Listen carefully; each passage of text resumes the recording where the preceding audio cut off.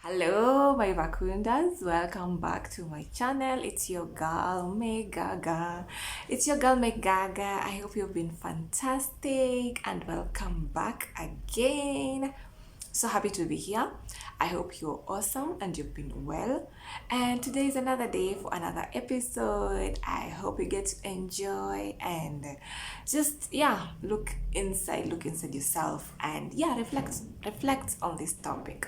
So I have been thinking. I have been thinking very much about myself. I love information. I love to pour myself in with things, whether through books, whether through YouTube videos, podcast. Like I love information. I love to learn things that are interesting. According to me, those things that are interesting, and so as much as it's good to learn things, as much as it's good to know about things, I found that I got myself into this rut of scrolling and overconsumption, looking for this topic and another topic and a YouTube channel and another video, another podcast, another so many things. I would always find myself ravaging through information, and at the end of the day I found myself so with so much in my mind, with so much in my heart, that it was almost like a dump site. Like I had this so many things in my head, yet I lacked execution. I lacked putting things into action, and it defeated the whole purpose. Actually, it defeated the whole purpose of why do you go to school to learn? Why do you learn about something? Yet you don't change your life, yet you don't do whatever you've been told to change this aspect of your life, to change something that you think should be changed, or you think, oh, this person is doing so good, I've learned something about them. Then why is it not that I'm not really putting into action and even changing something that I really love. So I found that this was something that I needed to deal with, I needed to do, and I wanted to talk about it. Maybe you guys are those kind of people who are always like scrolling and okay, that next, what about something next, you are always on your phone, on your laptop, on your desktop, trying to feed yourself with the information, trying to do something, book after book, be it self-help books, be it Christian books, all things. But at the end of a month, 6 months, you see like, oh my god, I did not do any of those things that I jotted down or I wrote down. And so I wanted to share that we can be in this thing called overconsumption, over content consumption, and it is us ourselves to take charge of our lives and do what you're supposed to do. Because what is the point of learning and learning and learning, yet the life that we are having is the same kind of life. Nothing has changed. And so I wanted to give you a guide on how to protect yourself, how to protect your craving of looking for these things, and setting yourself up for action and for good change in your life. So I will first read a book from the book of Haggai, Haggai chapter 1, 5 to 6. It says, "Now therefore, thus says the Lord of hosts, consider your ways. You have sown much and harvested little." Can you imagine? You eat, but you never have enough. You drink, but you never have your fill. You clothe yourselves, but no one is warm. And he who earns wages does so to put them into a bag of holes. So this can be directly or indirectly translated into what this overconsumption is. You're consuming information, you're consuming material, you're consuming advices, you're consuming things to do, how to do things, but you're just consuming. But they're all falling in holes, in bags that have holes. There's no impact in your life. And so I wanted to give you some of the steps that we can try. I've not really perfected them in if I'm being honest, but we can try. We can limit the things that we're just always taking in, and we can see how we try to incorporate ourselves into a better lives. And yeah. So some of these things that we can try and do and incorporate in our lives is: one, only seek what you need. Seek the thing that you are intending to learn. Like, find that something only. When you go to online, there's so many things that are interesting, but if you find yourself you have no direction, you will consume about home, you'll consume something about how to keep your home, how to keep your marriage, how to raise children, how to go back to school, how to learn about money, there's so many things. But have a guideline, have the way and steps on what you are seeking to learn, and what you only seek in certain period of moments or certain period of time. You don't need to consume everything in the planet. No, oh my God, that is where we go wrong. We want to learn about everything and anything in this world, yet you have not looked at your life step by step. What right now is not going right? Do I need tips on finances, on savings and investments in everything? Do I need tips on waking up and spending time in the Word and how to go about it? Do you need all these things? But go step by step. Search one thing after another and try to change that aspect or that area before seeking to going to the next. And so that will eliminate you just opening something and learning about everything and anything. The second thing we can do is create a library of sources. Create not really places, but a library of sources where you just go to. Is it encyclopedia? Wikipedia? Go to that.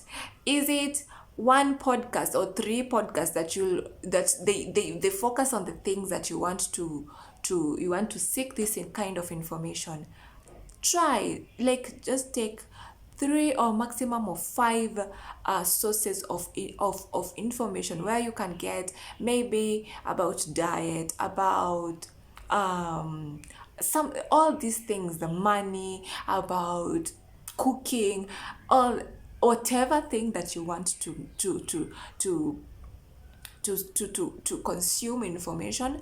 Have 5 or less or limited sources of this kind of information, so that this prevents you from is it about baking? You don't know even who, and you are the first person to go to 100 people on how to cook chapo.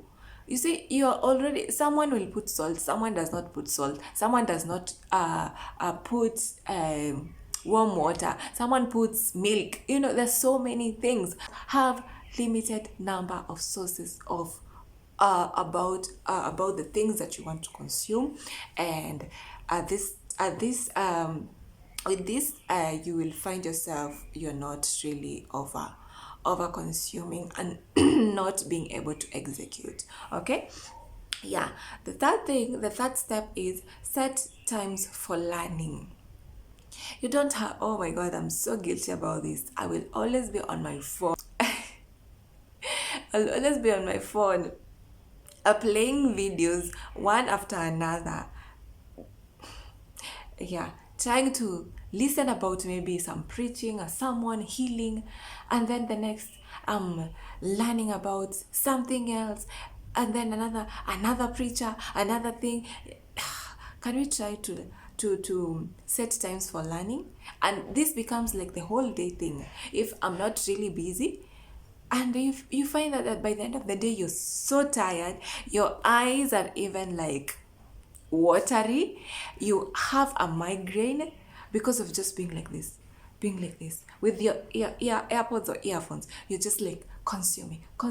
Set time for learning. If it's between 12 midday, 12 to 1 before your lunch or during your lunch hour, set that time only, or during the evening, so that when it is time to learn, it is learning. You have the time to you have the space and the soil to even like retain whatever you have learned. It's not just about anything, and by the time you're out of that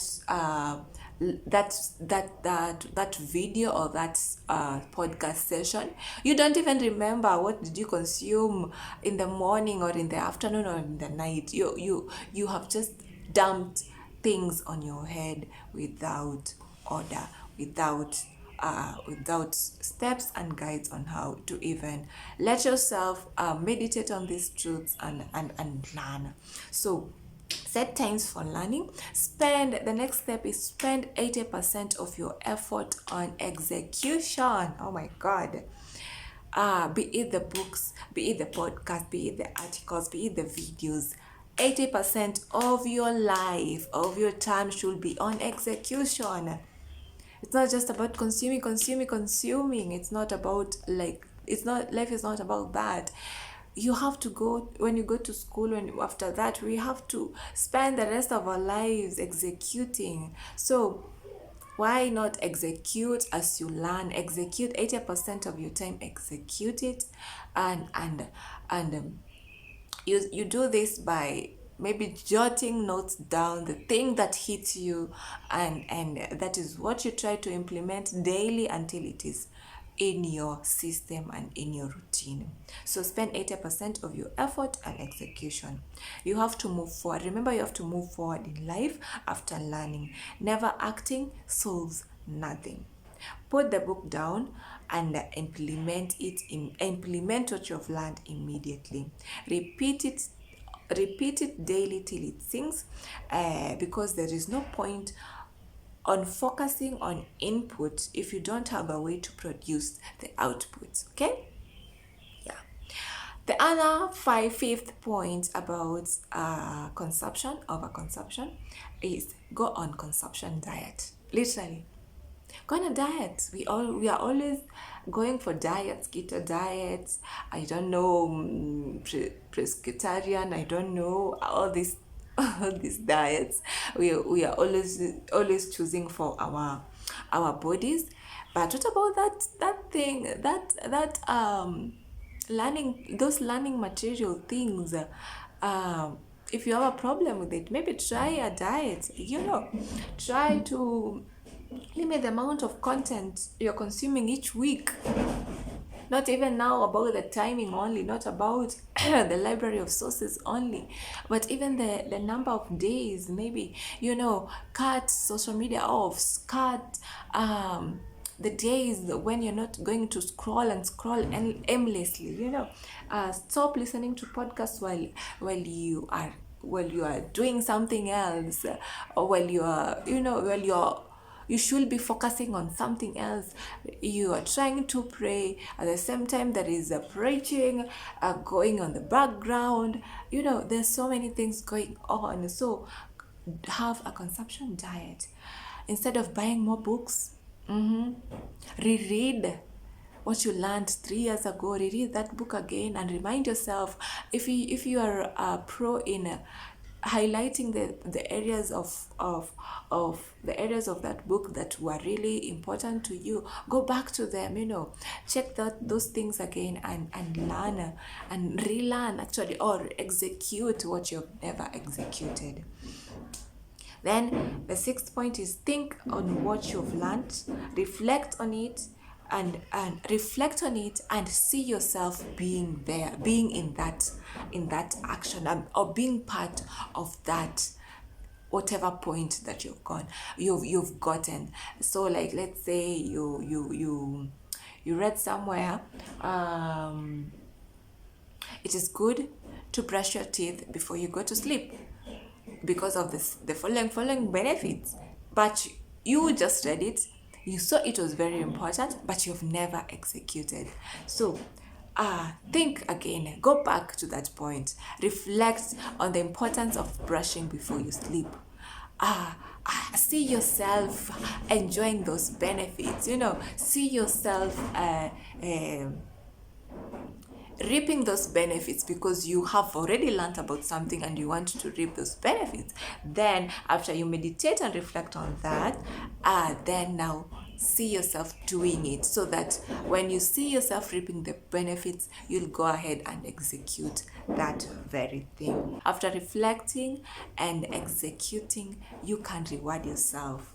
So if after 6 months you've learned something about saving money, investing, in maybe an investment platform, and you have been diligent enough every month to put it away, to invest that way, then go ahead and reward yourself. By the time you're rewarding yourself, you find like it is now in your system, it is now your daily routine, it is something even you can courageously and boldly stand and even advise someone, and then go ahead and try another thing. Yeah, so I leave that with you. I hope you can really put it into practice. If you have a problem with overconsumption, especially content creation, content consumption, then we really need to check ourselves out. Remember, Haggai 1:5-6 says, "Now therefore, thus says the Lord of hosts, consider your ways. You have sown much and have harvested little. You eat, but you never have enough. You drink, but you never have your fill. You clothe yourselves, but no one is warm. And he who earns wages does so to put them into bags of holes." Oh my God, we don't want to be this kind of people, okay? So with that, guys, I will leave you. With that. Maybe save this video for references until it is in your system, and I will see you in the next. We are heading towards Christmas. Oh my God, I'm going to wish you very merry Christmas preparations even before we are in that very day.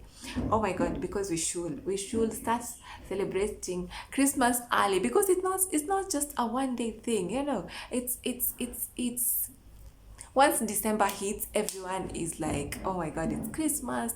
I had not felt it for some time, but right now I'm trying to try to prepare myself for Jesus coming into our lives again and meeting him in the end time, because that's the whole point of Advent, meeting Jesus for his second coming. I love you. I wish you well, and God bless you so very much. Bye, guys.